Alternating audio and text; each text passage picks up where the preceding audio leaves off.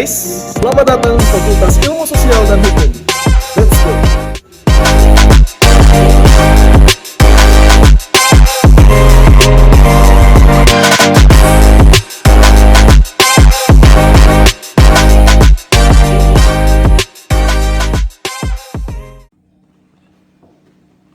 Halo, nama saya Dr. Lesa Leonardo Lombok SHMH.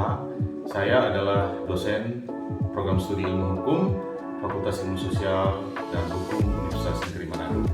Pada saat ini saya akan menjelaskan PDD UKTBT bidang pengajaran. Dan yang akan dijelaskan adalah mata kuliah Hukum Internasional yang saya ambil di program studi saya. Hukum internasional adalah mata kuliah wajib yang harus ditempuh oleh mahasiswa sebelum menempuh mata-mata kuliah yang lain dalam bidang hukum internasional. Mata kuliah ini harus dibedakan dengan mata kuliah hukum perdata internasional, karena hukum internasional menitik beratkan kajiannya pada bidang-bidang yang bersifat publik. Oleh karena itu, mata kuliah ini bahasanya mencakup pengertian dan sejarah serta perkembangan hukum internasional, hakikat dasar mengikatnya hukum internasional yang mengakibatkan hubungan antara hukum internasional dan hukum nasional, subjek-subjek, sumber-sumber hukum internasional, pengakuan, jurisdiksi dan ekstradisi, dan membahas tentang hak asasi manusia, tanggung jawab negara dan suksesi negara, serta penyelesaian sengketa internasional. Mata kuliah ini juga mengkaji perkembangan kontemporer dalam masyarakat dan hukum internasional. Dalam menempuh mata kuliah hukum internasional, diharapkan mahasiswa mampu untuk mengetahui, mengerti, dan memahami tentang dasar-dasar hukum internasional. Selain itu, diharapkan juga mahasiswa mampu untuk memahami berbagai prinsip dasar dalam hukum internasional serta mengaplikasikannya dalam berbagai studi kasus. Selain itu, mahasiswa juga diharapkan untuk mampu memahami dan menganalisis asas-asas dan kaidah-kaidah yang terdapat dalam hukum internasional, sehingga pada akhirnya nanti mereka juga mampu untuk menganalisis berbagai perkembangan dan permasalahan yang terjadi dalam masyarakat internasional. Materi pembelajaran hukum internasional terdiri dari 7 bagian besar. Bagian yang pertama akan membahas tentang istilah, pengertian, definisi, serta perkembangan kajian hukum internasional. Juga akan membahas tentang sejarah perkembangan hukum internasional. Yang kedua akan membahas tentang sumber-sumber hukum internasional yang pada akhirnya akan menjadi dasar dan hakikat kekuatan mengikat hukum internasional. Bagian yang ketiga akan membahas tentang istilah dan pengertian subjek hukum internasional yang kemudian akan diikuti dengan pembelajaran tentang pengakuan terhadap subjek-subjek hukum internasional tersebut. Yang keempat, akan dipelajari tentang istilah, pengertian, perkembangan, dan isu-isu tentang kedaulatan negara. Kemudian akan dilanjutkan dengan pembahasan tentang atribut dari kedaulatan negara, yakni yurisdiksi negara. Bagian kelima akan membahas tentang definisi dan elemen-elemen dari ekstradisi yang akan diikuti dengan konteks hukum internasional dan hak asasi manusia. Bagian keenam akan membahas tentang tanggung jawab negara yang akan diikuti dengan pembahasan tentang suksesi negara. Dan bagian yang ketujuh akan membahas tentang pengertian dan elemen penyelesaian sengketa internasional. Kemudian akan diikuti dengan dasar-dasar bidang kajian hukum internasional yang lain seperti hukum ekonomi internasional, hukum laut internasional, hukum pidana internasional, hukum diplomatik dan konsuler, dan hukum humaniter internasional. Sistem pembelajaran mata kuliah hukum internasional dilakukan dengan metode ceramah, diskusi, brainstorming, dengan mengutamakan student-based dan case-based learning. Metode ini dilaksanakan dalam 2 model, yakni sinkronus dan asinkronus. Sinkronus dilaksanakan dengan cara tatap muka yang dilakukan dalam ruangan kelas, dan tatap maya yang dilakukan dengan media aplikasi video conference seperti Zoom dan Microsoft Teams. Sedangkan asinkronus dilakukan dengan cara forum diskusi yang ada di dalam media pembelajaran tambahan berbentuk online seperti Google Classroom dan LMS untuk membantu mahasiswa dalam mengerjakan analisa-analisa kasus yang terkait dengan materi yang telah diberikan saat itu, serta dengan pemberian tugas. Setiap pemberian materi secara oral dilakukan dengan waktu maksimal 40 menit, kemudian dilanjutkan diskusi tanya jawab antara dosen dan mahasiswa.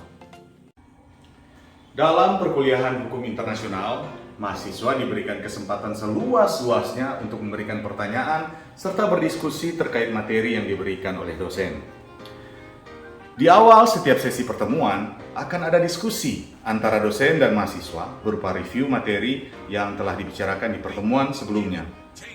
Setelah materi diberikan secara oral, dosen akan memberikan kesempatan kepada mahasiswa yang memberikan pertanyaan yang akan langsung didiskusikan secara bersama-sama. Diskusi juga bukan hanya berlangsung di ruang kelas tatap muka atau tatap maya pada saat perkuliahan, namun juga dapat dilangsungkan di media tambahan seperti Google Classroom maupun aplikasi pesan seperti WhatsApp di dalam WhatsApp grup hukum internasional tentu saja. Sistem penilaian mata kuliah hukum internasional dilakukan dengan cara menghitung persentase beberapa komponen, yakni kehadiran dengan bobot 10%, tugas mandiri dengan bobot 10%, tugas terstruktur dengan bobot 10%, ujian tengah semester dengan bobot 20%, dan ujian akhir semester dengan bobot 50%. Komponen kehadiran adalah komponen yang bersifat administratif, yakni mahasiswa akan diberikan penilaian komponen yang lain apabila mampu memenuhi syarat minimal 75% jumlah kehadiran dari total 16 pertemuan dalam satu semester, atau minimal 12 kali hadir. Ujian tengah semester dan ujian akhir semester adalah komponen yang merupakan syarat mutlak untuk diberikan penilaian, atau mahasiswa tidak akan bisa ditentukan kelulusannya apabila tidak mengikuti ujian tengah semester dan ujian akhir semester. Untuk memperlihatkan gambaran proses perkuliahan hukum internasional, maka berikut ini akan disajikan sebuah video micro teaching yang membahas materi tentang yurisdiksi negara. Micro teaching yurisdiksi negara ini tentu saja terdiri dari 3 bagian: pendahuluan, isi, dan penutup. Pendahuluan akan dimulai dengan sapaan, kemudian akan ada proses review tentang materi yang sudah diberikan sebelumnya sebagai bridge atau sebagai jembatan untuk masuk pada isi pembelajaran. Kemudian langsung pada isi pembelajaran yang dilakukan secara interaktif, memberikan ceramah, kemudian melakukan diskusi tanya jawab dengan mahasiswa, dan pada akhirnya ditutup juga dengan diskusi bersama dengan mahasiswa. Selamat menyaksikan.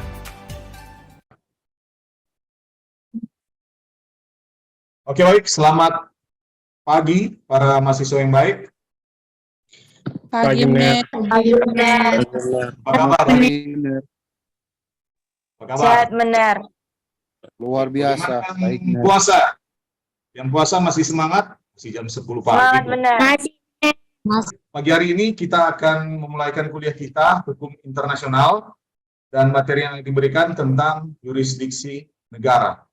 Oke, kita lihat dulu ini perkembangan rencana pembelajaran semester kita pada semester yang berjalan.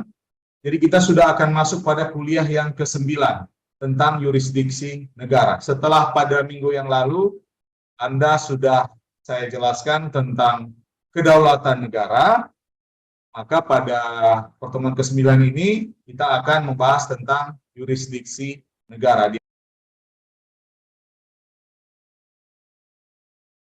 Oke. Mohon konfirmasinya apakah sudah muncul di layar kalian masing-masing tentang yurisdiksi negara? Sudah, Mener. Sudah, Mer. Baik, kita review sedikit dulu tentang materi minggu lalu yang sudah diberikan tentang kedaulatan negara. Yang bagaimana itu kedaulatan negara? Sifat-sifatnya seperti apa sih kedaulatan negara? Ada yang bisa? Saya, Mener. Oke. Aisyah, silakan. Terima kasih. Oke, Mener. Terima kasih atas kesempatan yang diberikan. Menurut saya, kedaulatan negara itu sifatnya itu ada 4, Mener. Yaitu absolut, mutlak, tidak dapat dibagi-bagi, 4 selamanya. Maksudnya ini melekat selama-lamanya, Mener, bukan sementara.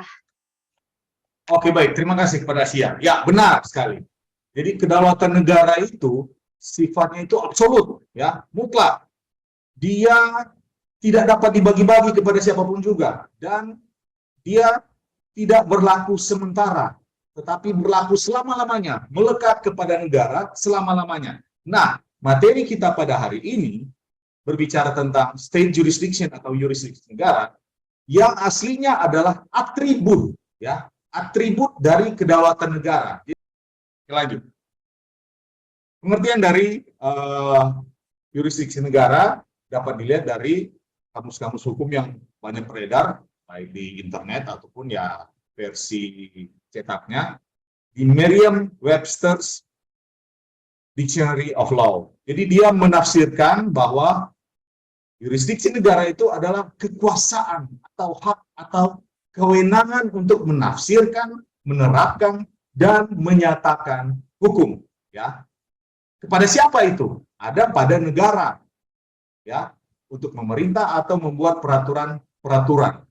Atau bisa juga diartikan sebagai batas-batas atau wilayah di mana kewenangan dapat dilaksanakan. Sedangkan yang kedua, menurut Black's Law Dictionary, dia mengartikan bahwa kedaulatan, bahwa jurisdiksi negara adalah kekuasaan umum yang dimiliki pemerintah untuk melaksanakan kewenangan atas orang dan hal-hal yang berada di dalam wilayahnya. Juga diartikan sebagai kekuasaan suatu pengadilan untuk memutus suatu kasus atau mengeluarkan keputusan dekret.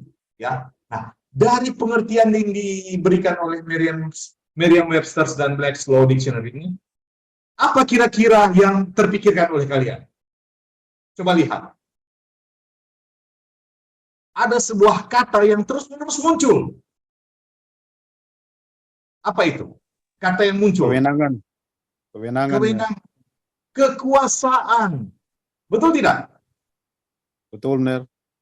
Jadi, jurisdiksi negara seringkali ditafsirkan sebagai kekuasaan ataupun kewenangan dari sebuah negara.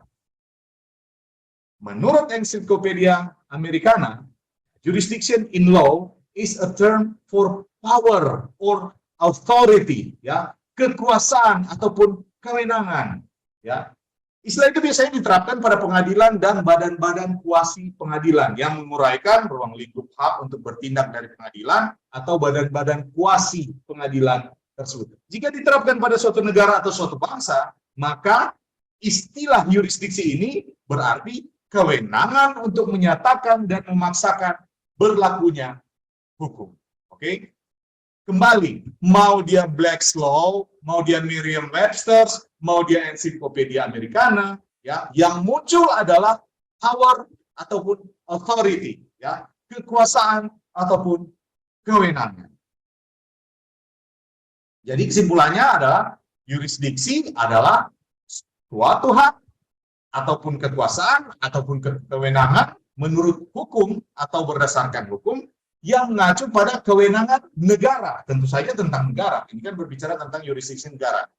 Untuk menyatakan dan memberlakukan atau memaksakan berlakunya hukum negara yang bersangkutan. Jadi, jurisdiksi negara mengacu pada kompetensi negara untuk mengatur orang dan harta benda di wilayah negaranya, tentu saja berdasarkan hukum nasional.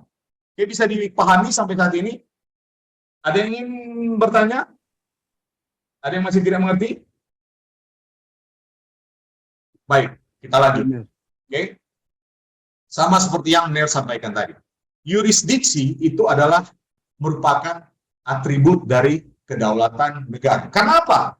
Karena suatu negara dia memiliki kedaulatan atau kekuasaan tertinggi, maka darinya ya turun hak atau kekuasaan atau kewenangan untuk mengatur hal-hal internal maupun eksternal dari negara itu. Karena dia punya kedaulatan, maka dia punya hak, dia punya kekuasaan, dia punya kewenangan. Jadi dengan kata lain, jurisdiksi negara itu turun dari kedaulatan yang dimiliki oleh negara itu.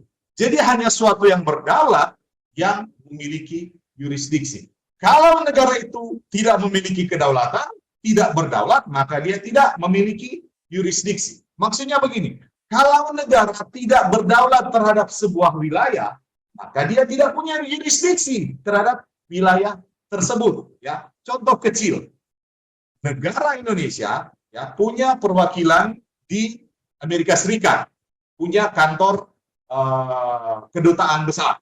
Ya, Ner sering sampaikan di pertemuan-pertemuan sebelumnya, kedutaan besar Indonesia yang berada di Amerika Serikat ataupun sebaliknya, kedutaan besar dari Amerika Serikat yang berada di Indonesia, ya, itu merupakan wilayah kedaulatan mereka. Jadi, yurisdiksi negara Indonesia ataupun yurisdiksi negara Amerika Serikat hanya sampai di dalam kantor kedutaan besar tersebut. Jadi Indonesia punya yurisdiksi terhadap kantor kedutaan besar tersebut. Di luar itu, Indonesia tidak punya kedaulatan. Keluar dari pagar itu, Indonesia sudah tidak punya kedaulatan lagi. Ataupun Amerika Serikat sudah tidak punya kedaulatan di luar pagar dari kedutaan besar mereka. Maka yurisdiksinya sudah berhenti. Ya, sudah berhenti di pagar tersebut. Keluar dari pagar itu sudah dimiliki oleh, yurisdiksinya sudah dimiliki oleh negara lain, ya, negara tempat kedutaan besar itu berada. Ya. Nah, tipe-tipe ataupun jenis-jenis dari yurisdiksi. Dari sudut pandang kekuasaan ada 3, yurisdiksi legislatif, ada yurisdiksi eksekutif, dan yurisdiksi yudikatif. Yurisdiksi legislatif ini adalah kewenangan ataupun kekuasaan dari negara untuk menetapkan undang-undang, ya, untuk menetapkan undang-undang. Sedangkan yurisdiksi eksekutif adalah yurisdiksi ataupun kewenangan dari negara untuk melaksanakan undang-undang itu sendiri. Sedangkan yurisdiksi yudikatif adalah yurisdiksi ataupun kewenangan untuk mengadili para pelanggar undang-undang yang sudah ditetapkan dan sudah dilaksanakan oleh kekuasaan legislatif ataupun kekuasaan eksekutif. Dari sudut pandang objek yang diatur, ya, jenis kekuasaannya ada 4. Jurisdiction in personal atau yurisdiksi personal, yurisdiksi kebendaan ataupun jurisdiction in rem, yurisdiksi pidana atau criminal jurisdiction, dan yurisdiksi perdata atau yurisdiksi sipil atau disebut dengan civil jurisdiction. Sesuai dengan namanya, yurisdiksi personal adalah kekuasaan negara terhadap individu seseorang. Terhadap individu. Jadi negara memiliki kuasa untuk mengatur individu, ya. Sedangkan yurisdiksi kebendaan adalah kekuasaan negara untuk mengatur benda-benda atau objek-objek yang berada di wilayah yurisdiksinya.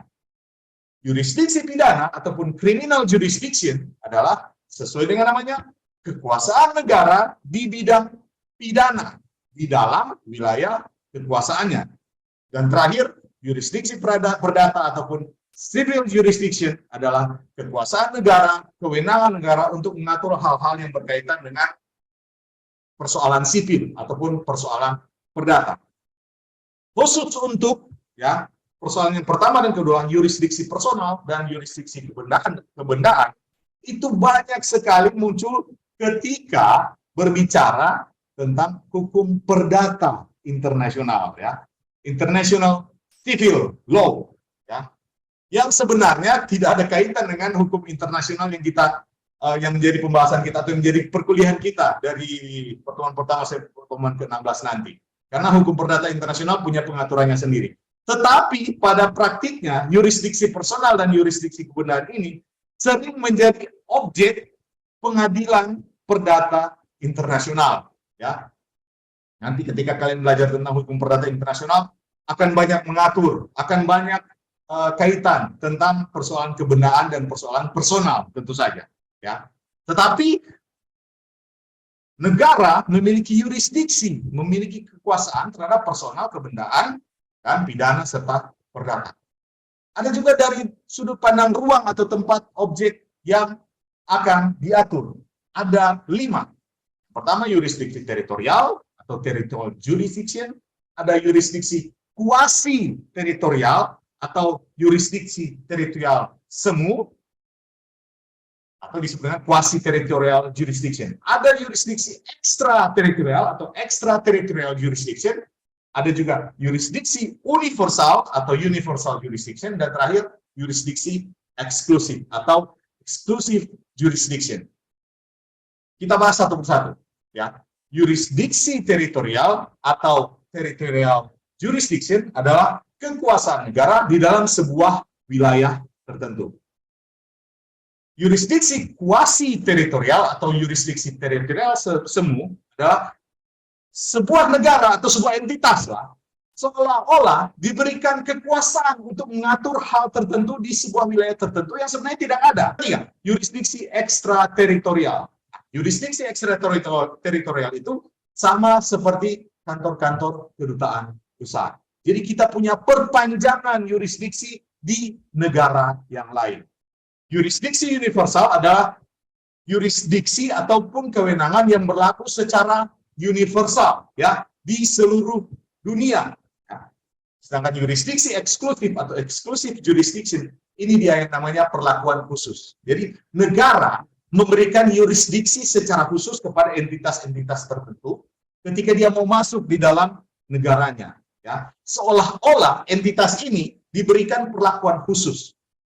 Makanya namanya jurisdiksi eksklusif ataupun exclusive jurisdiction. Bisa jadi dalam hal-hal tertentu, bisa di bidang kemanusiaan, bisa juga di bidang pidana, bisa juga di bidang perdata, administrasi negara, dan lain-lain sebagainya. Yang pasti sifatnya eksklusif, sesuai dengan namanya.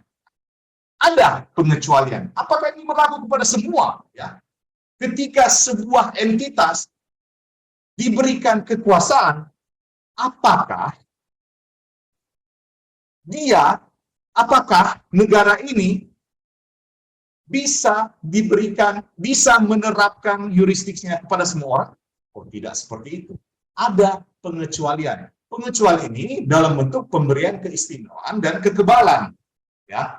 Yang pertama, yurisdiksi negara tidak akan berlaku bagi kepala negara ataupun kepala pemerintahan negara asing yang sedang berada dalam wilayah suatu negara. Yang kedua, kepada kepala dan staf diplomatik dan konsuler negara asing yang sedang menjalankan tugasnya dalam suatu negara.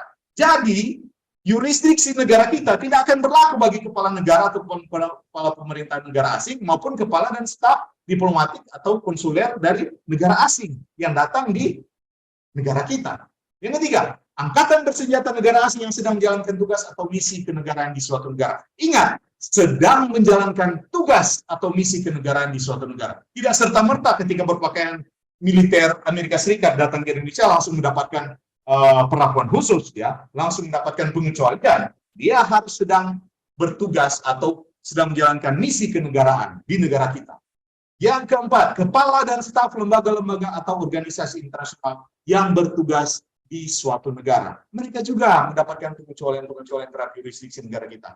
Yang kelima, gedung-gedung atau kantor-kantor perwakilan diplomatik negara asing di suatu negara, termasuk area yang digunakan untuk keperluan misi diplomatik negara asing tersebut, beserta arsip-arsipnya. Ini sebenarnya bentuk dari extraterritorial jurisdiction. Ya, sebenarnya bentuk dari extraterritorial jurisdiction. Tetapi kan kita sedang berbicara tentang negara kita sendiri kan, makanya pengecualiannya adalah extraterritorial jurisdiction itu sendiri.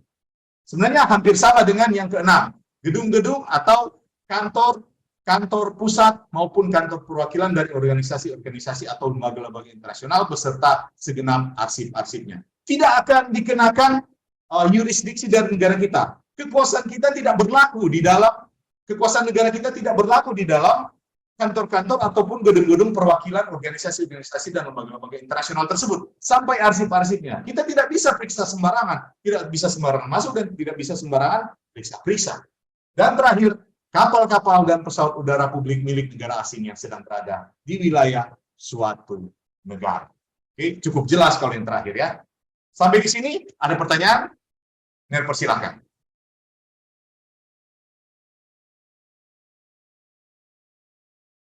Ada pertanyaan? Ada, Ner. Oke, silakan. Saudara Mat Prasut, ya. Ya, makasih, Ner, atas kesempatan. Izin bertanya, Ner, mengenai yurisdiksi yang Ner jelaskan tadi. Pertanyaannya sejauh mana kira-kira kewenangan atau kekuasaan antar negara pada objek hukum, khususnya dalam hukum internasional, Ner. Karena kita tahu bersama ada pula mengenai privat dari objek hukum tertentu, misalnya masyarakat atau kepentingan antar negara supaya tidak saling intervensi, benar. Jadi sejauh mana dia batas atas kewenangan masing-masing negara ini, benar. Terima kasih. Oke, baik. Ini eh, sesuatu yang cukup unik ya, sesuatu yang cukup unik pengaturan tentang yurisdiksi negara ini. Karena apa? Seolah-olah berdasarkan yurisdiksi negara, negara punya kekuasaan yang tidak terbatas, ya kan? Negara seolah memiliki kekuasaan yang tidak terbatas ketika berada di dalam yurisdiksinya, ya kan? Seolah-olah negara punya kekuasaan yang full bagi kita semua. Tidak seperti itu. Batasan dari kekuasaan negara adalah ketika itu dibatasi oleh negara itu sendiri. Misalnya, undang-undang ya dibatasi oleh undang-undang yang berada di negara itu sendiri, atau dibatasi lewat kesepakatan antar negara. Ya, contoh misalnya, ketika ada diplomat ya dari negara lain mau masuk ke negara kita, meskipun dia bekerja sebagai diplomat, tetapi kalau ketika dia masuk tidak membawa istilahnya credentials, ya, credentials atau surat kredensi yang berasal dari negaranya untuk bekerja sebagai diplomat di negara kita, maka sampai dia menyerahkan credentials itu, dia tidak bisa bekerja sebagai seorang diplomat. Dia tidak akan mendapatkan perlakuan khusus. Ya, jadi batasannya sampai pada kesepakatan antar negara itu dalam bentuk credentials. Ya, kalau dia datang tanpa credentials, maka dia tidak bisa dipertimbangkan sebagai seorang diplomat, meskipun bekerjanya seorang diplomat. Kan tidak ada kredensi, tidak ada credentials-nya. Ya, itu kita akan pelajari lebih lanjut lagi nih di mata kuliah, di mata modul tentang hukum diplomatik dan konsuler. Itu akan Anda dapatkan di pertemuan ke-12 nanti. Ya, oke, terima kasih atas pertanyaannya. Saya rasa sudah cukup. Kita ketemu lagi minggu depan. Akan ada tugas yang akan Ner bagikan di dalam Google Classroom. Ya, kiranya semuanya dapat melihatnya dengan seksama agar supaya tidak terlewatkan. Jangan lupa kuliah untuk minggu depan akan dilaksanakan kembali di hari Kamis. Kita ketemu lagi sesuai dengan jam kuliah pada jam 8 pagi. Oke? Sampai jumpa. Kuliah daring, Ner? Ya, kuliah akan dilaksanakan secara daring. Oke? Oh iya, Ner. Kita ketemu lagi minggu depan. Sampai jumpa. Siap, Ner. Selamat pagi. Selamat pagi, Oke, jangan Ner. dulu berdoa. Makasih, Ner.